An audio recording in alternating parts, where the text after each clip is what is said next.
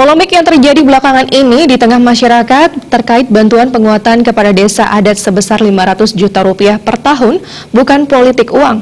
Sebaliknya, komitmen paslon Mantra Kerta dalam penguatan desa adat dalam visi misi Nawacandra.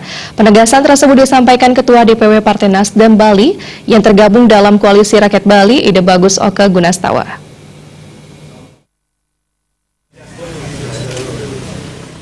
Terkait pelaporan indikasi politik uang atau money politik terkait bantuan penguatan desa Pekeraman sebesar 500 juta rupiah per tahun yang dilaporkan oleh sekelompok masyarakat terhadap paslon Mantra Kerta, Ide Bagus Oke Gunastawa selaku Ketua Partai Nasdem Bali sebagai salah satu partai pengusung paslon nomor urut 2 dalam Pilgub Bali 2018 yang tergabung dalam Koalisi Rakyat Bali menyampaikan tanggapannya. Ide Bagus Oke Gunastawa mengatakan, bantuan penguatan desa Pekeraman sebesar 500 juta rupiah bukan merupakan politik uang, melainkan komitmen yang luar biasa besar dari paslon Mantra Kerta kepada desa Pekeraman.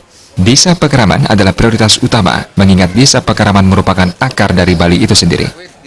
Yang pertama kita memberikan apresiasi kepada Pak Ray Mantra dan Pak Sudikete sebagai salah satu paslon nomor urut 2 sudah mampu memberikan satu klarifikasi bahwa memang apa yang menjadi wacana perdebatan yang selama ini di publik, Pak Ray Mantra benar-benar tidak melakukan money politik.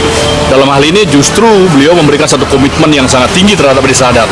Salah satunya ya tentu dengan memberikan, karena angka yang diterima oleh desa adat selama ini itu terlalu kecil. Sebagai komitmen Pak Ray Mantra dan Pak Sudikete untuk memberikan dukungan pada desa adat, pengembangan, pelestarian, angka itulah yang barangkali sementara ini bisa dipenuhi. Dan kalaupun misalnya postur APBD kita tidak mencukupi, tidak memungkinkan, saya pikir inilah keberanian dari Pak Ray Mantra untuk memprioritaskan agar alokasi-alokasi lain bisa digiring untuk bagaimana kita mengedepankan desa adat, desa Pekeraman ini sebagai prioritas utama dulu, sebelum barangkali hal-hal lain yang barangkali masih bisa menjadi prioritas berikutnya. Jangan sampai kita ngomong cinta budaya, pariwisata berbasiskan budaya dan sebagainya, tetapi desa adat sendiri kita bengkalaikan.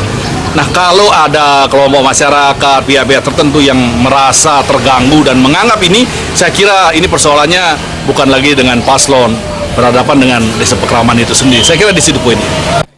Ide Bagus Oke Gunastawa menambahkan, masyarakat bisa jeli melihat calon pemimpin mana yang memiliki komitmen besar terhadap kelestarian desa adat dan calon mana yang bermain-main dengan wacana pelestarian desa adat.